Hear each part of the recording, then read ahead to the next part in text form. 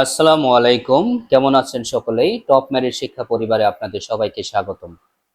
তো আজকে আমরা শিখব এসএসসি গণিত অধ্যায় নাম্বার 17, এসএসসি ম্যাথের চ্যাপ্টার নাম্বার 17 এবং লেকচার নাম্বার হচ্ছে 6। এর আগে কিন্তু আমাদের 5টা ক্লাস গিয়েছে, সেখানে সংক্ষিপ্ত পদ্ধতিতে গড়, প্রচুরক কিভাবে মধ্যক নির্ণয় করতে হয় সেটা আমরা শিখেছি। আজকে আমরা শিখব হচ্ছে প্রদত্ত উপাত্তের গণসংখ্যা বহুভুজ কিভাবে অঙ্কন করা যায় খুব সহজভাবে। এইটা প্রদত্ত উপাত্তের গণসংখ্যা বহুভুজ কিন্তু প্রত্যেকটা পরীক্ষায় আসে। তো প্রত্যেকটা বোর্ডেই কিন্তু আসে, সকল বোর্ডেই কিন্তু আসে এই প্রদত্ত উপাত্তের গণসংখ্যা বহুভুজ অঙ্কন করো। তো একটা সারণী থেকে আমরা কিভাবে একটা উপাত্তের গণসংখ্যা নিবেশন সারণী থেকে আমরা কিভাবে প্রদত্ত উপাত্তের গণসংখ্যা বহুভুজ কিভাবে বর্ণনা সহ অঙ্কন করতে পারি সেটাই আমরা আজকে দেখব খুব সহজভাবে। তো শেখার আগে দেখো আমাদের গণসংখ্যা বহুভুজ অঙ্কনের ধাপসমূহ আমরা আগে জেনে নিব, যে আসলে আমরা গণসংখ্যা বহুভুজ অঙ্কনের ক্ষেত্রে আমরা কি কি ধাপ অনুসরণ করে কি কি কাজ আমাদের করতে হবে। তো 1 নাম্বার দেখো, প্রথমেই বলছে যে শ্রেণী ব্যবধান মধ্যবিন্দু নির্ণয় করতে হবে।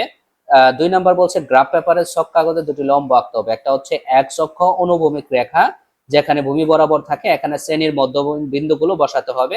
তো শ্রেণীর মধ্যবিন্দু কিভাবে বের করতে হয় সেটা কিন্তু গত ক্লাসে আমরা যখন সংক্ষিপ্ত পদ্ধতিতে গড় নির্ণয় করছিলাম ওই সময় কিন্তু আমরা শিখেছিলাম। তো ওয়াই অক্ষ বরাবর আমাদের থাকবে উলম্ব রেখা, এখানে গণসংখ্যা বা ফ্রিকোয়েন্সি বসাতে হবে। তা চলো শুরু করা যাক যে আমাদের মূল ক্লাসটি। তো এখানে আমাদের যে 2টা প্রশ্ন দেওয়া আছে। প্রশ্ন নাম্বার 1, এটা যে কিন্তু খুবই ইম্পর্টেন্ট, ঢাকা বোর্ড 2025 এবং বরিশাল বোর্ড 2025-এ আসছিল, এবং 2 নাম্বার প্রশ্নটা আছে ময়মনসিংহ বোর্ড 2025-এ আসছিল। তো আমাদের এই 1 নাম্বার ম্যাথটা আমি করে দিব এবং 2 নাম্বারটা তোমাদের হোমওয়ার্ক থাকবে, সেটা হোমওয়ার্ক করে তোমরা হোয়াটসঅ্যাপ গ্রুপে জমা দিবা। তো আমরা চলো 1 নাম্বার ম্যাথটি সমাধান করি। তো সমাধানে দেখো, আমরা সমাধান লিখে লিখবো হচ্ছে গণসংখ্যা বহুভুজ অঙ্কনের জন্য প্রয়োজনীয় সারণী।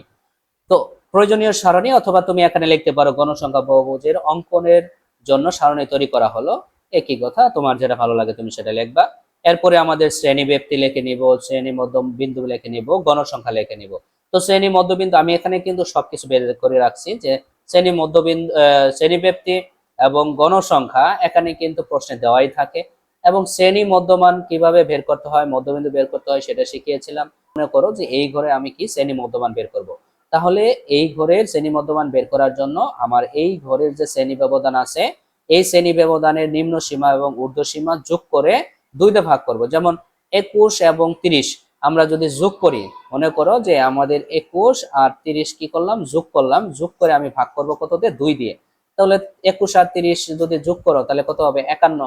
51কে 2 দিয়ে ভাগ করলে কত হবে, এই 25.5 হবে। এটা কিন্তু আমরা জানি।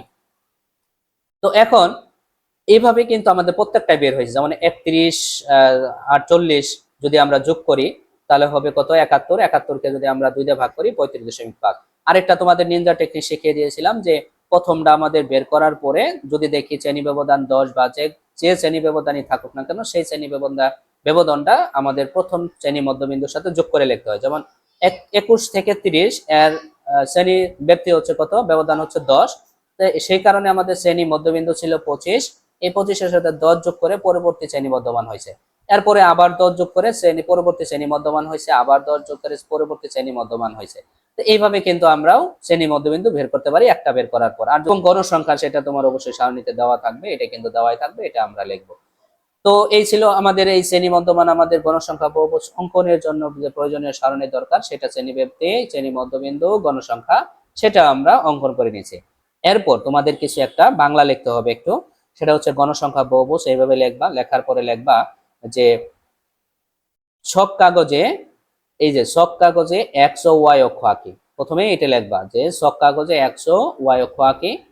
এক অক্ষ বরাবর প্রতি ঘরকে শ্রেণীর মধ্যবিন্দুর 2 একক, মানে প্রতি ঘরকে শ্রেণীর মধ্যবিন্দুর কয় একক, 2 একক। তাহলে এক ঘরের জন্য শ্রেণী মধ্যবিন্দু হবে কত, 2।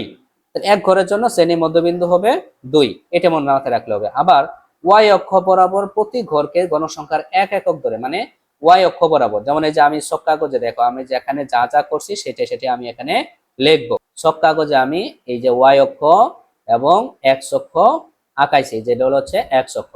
তো প্রথমে আমি বলছিলাম যে শ্রেণী মধ্যবিন্দু গণসংখ্যা বহুভুজ অঙ্কনের জন্য আমাদের 2টা ধাপ যে বলছিলাম, প্রথম নাম্বার ধাপে ছিল যে এক্স ও ওয়াই অক্ষ আঁকবো। ছক কাগজে এক্স ও ওয়াই অক্ষ আঁকি। এটা কোথায় বরাবর রাখবো? আমি কিন্তু যখন ক্লাসের শুরুতে বলছিলাম যে এক্স অক্ষ হবে ধাপসমূহের বেলায়, যে এক্স অক্ষ হবে অনুভূমিক সারি ভূমি বরাবর, এবং ওয়াই অক্ষ হবে হচ্ছে উলম্ব রেখা মানে লম্ব বরাবর। আচ্ছা, এখন এক্স অক্ষ বরাবর প্রতি ঘরকে শ্রেণীর মধ্যবিন্দুর 2 একক ধরে, তার মানে এই যে এক্স অক্ষ বরাবর শ্রেণীর মধ্যবিন্দু 2 একক ধরে, তার মানে কি প্রতি ঘরের জন্য আমার শ্রেণীবদ্ধ হবে মধ্যবিন্দু হবে 2। এখানে যদি শূন্য বিন্দু হয়, যে এখানে শূন্য বিন্দু, মূল বিন্দু হচ্ছে শূন্য, এখানে এই পর্যন্ত হচ্ছে আমাদের কত 10, এই পর্যন্ত হচ্ছে আমাদের কত 20, মাঝখানে এই পর্যন্ত হচ্ছে আমাদের কত 15, এরপরে এখানে আসলো কত আসবে 30 আসবে, এরপরে হচ্ছে এখানে হবে কত 40। এইভাবে আমরা কাউন্ট নাম্বার গুলা দিব। এরপরে দেখো আমাদের বলছে কিন্তু এখানে দেখো আরেকটা লাইন দেখো এখানে, যে এক একক ধরে গণসংখ্যা অঙ্কন করা হলো মূল বিন্দু শূন্য থেকে। এই দেখো মূল বিন্দু কি বলছে, যে শূন্য থেকে আমাদের 15.5। আমাদের কিন্তু এখানে সর্বনিম্ন দেখো এখানে এখানে মধ্যবিন্দু আছে 25.5 থেকে শুরু হয়েছে। তো মনে রাখবে এটা, যে আমরা সবসময় মধ্যবিন্দু যেটা বের হবে তার আগের শ্রেণীর মধ্যবিন্দু কেমন হতো। যেমন যদি এটাই প্রথম শুরু হইতো তাহলে 35.5, এর আগে কি হয়েছে 25.5, তার মানে 10 করে বাড়ছে। তাহলে 25.5 এর আগের শ্রেণী মধ্যবিন্দু কত হতে পারতো? হতে পারতো হচ্ছে 15.5। তাহলে এখানে 15.5 থেকে আমরা শুরু করব, এবং এই যে 15.5 পর্যন্ত ঘরগুলো আছে বোঝাতে ছেদ চিহ্ন, এই যে এটা হচ্ছে ছেদ চিহ্ন, এই চিহ্ন ব্যবহার করা হয়েছে। তার মানে আমরা এইভাবে আমাদের খাতায় আমরা যখন গ্রাফ অঙ্কন করব, তখন এই যে গ্রাফ আপনার গ্রাফ পেপার কিন্তু দিবে তোমাদের পরীক্ষায়। তো এই গ্রাফে এই যে 0 থেকে 15 পর্যন্ত 15.5 পর্যন্ত আমরা এখানে কি ভাঙ্গা চিহ্ন দিয়ে প্রকাশ করব, এটা বলছে। তো আমরা একটু দেখি রঙিন কলম দিয়ে দেখে এখানে কি বলছে, গ্রাফ এখানে ভাঙ্গা চিহ্ন দিয়ে এইভাবে আমরা ভেঙে দিব। দেখছো, এভাবে আমি কেটে দিলে এটা ভাঙ্গা চিহ্ন বোঝাবে কত থেকে 0 থেকে 15.5 পর্যন্ত। তো এখন এরপর আমরা যেটা করব, এখন দেখো কি লেখা আছে, যে ওয়াই অক্ষ বরাবর প্রতি ঘরকে যে গণসংখ্যার এক একক ধরে গণসংখ্যা অঙ্কন করতে হবে। তো মূল বিন্দু 15.5 পর্যন্ত ঘরগুলো আছে বোঝাতে ছেদ চিহ্ন ব্যবহার করলাম। তো আমাদের ওয়াই অক্ষ বরাবর যেটা যাবে, এটা যাবে কি এক ঘরের জন্য এক গণসংখ্যা বসাতে হবে। তো এখানে দেখো আমাদের প্রথমে আছে কি গণসংখ্যা হচ্ছে 6, তাহলে 6 গণসংখ্যার জন্য 6টা ঘর যেতে হবে। কোথায় 6 আছে? কোথায় কোন শ্রেণী মধ্যবিন্দুতে? এই যে শ্রেণী মধ্যবিন্দুতে 25.5 আছে কত 6। আমরা এই যে 25.5 আমরা দেখবো এখানে 25.5 হচ্ছে এইটা, হ্যাঁ, এটার 6.6 যেতে হবে। 6 হলো কত, এই যে এই পর্যন্ত হচ্ছে কত 5।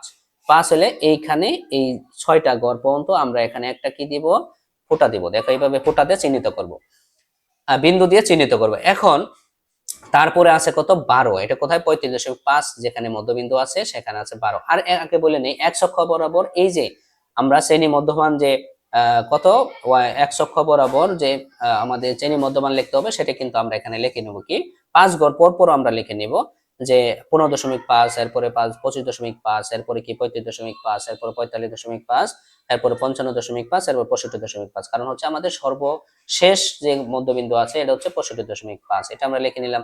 এরপরে আমরা এই যে 12 যে দিব, এটা কোথায় আছে 35.5 আছে। তাহলে 35.5 কোথায়? এখানে। এখানে কোথায় আছে 12, তাহলে এই যে এই পর্যন্ত হচ্ছে 10, এরপরে 11, 12 আমরা এখানে একটা বিন্দু দেবো, মানে 12 ঘরের জায়গায় আমরা একটা বিন্দু দিলাম।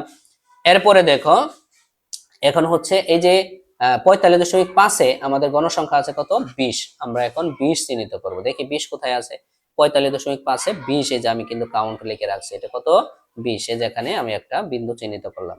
করার পরে এখন এরপরে আছে কত 10, 10 আছে কোথায় 55.5-এ। তাই আমরা 55.5-এ 10 যাব, 10 কোথায়, যে এখানে। এখানে আমরা কি দিব 5, 10 দিলাম। এরপরে দেখেন আমাদের 2 আছে কোথায় 65.5 মধ্যবিন্দুতে আমাদের 2 গণসংখ্যা আছে। আমরা এই 65.5-এ এই 2 গণসংখ্যা এখান থেকে হিসাব করব, 1 ঘর 2 ঘর, এই যে 2 ঘরের জায়গায় আমরা একটা মধ্যবিন্দু দিব। তো এভাবে মধ্যবিন্দু দিতে পারি। দেওয়ার পর আমরা কি করব, স্কেল দিয়ে এটা যোগ করে দিব। স্কেল দিয়ে এই যে শুরু হয়েছে কোথা থেকে 15.5 থেকে কিন্তু আমাদের শুরু হয়েছে, তো আমরা এটাতে যোগ করে দিব। দেখা যাচ্ছে যে আমরা 15.5 থেকেই যোগ করব, কারণ সুবিধা হবে। আর অবশ্যই এটা বক্ররেখা হওয়া যাবে না, তোমরা স্কেল বসায় অবশ্যই এটা সরল রেখা, মানে সোজা রেখা হতে হবে, সরল রেখা হতে হবে, বক্র রেখা হলে চলবে না। এগুলো আমরা কি করব, মধ্যবিন্দুগুলা এই যে যেখানে যেখানে বিন্দু আছে সেগুলো আমরা কি করব, যোগ করলাম। দেখো যোগ করে দিচ্ছি। এরপরে এই যে এটার সাথে যোগ হয়েছে, বক্ররেখা হলে কিন্তু চলবে না, এটার সাথে এটা যোগ হলো। ঠিক আছে।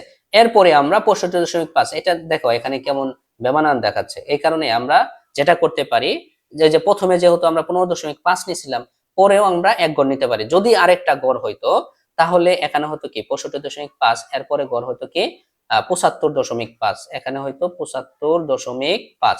তাহলে আমরা এখানে কি করব, এই 75.5 লিখে আমরা এইটা এই বরাবর যোগ করে দিব। দেখো এটা আমরা কি করব, 75.5 দেওয়ার পরে আমরা এইখানে যোগ করে দিব।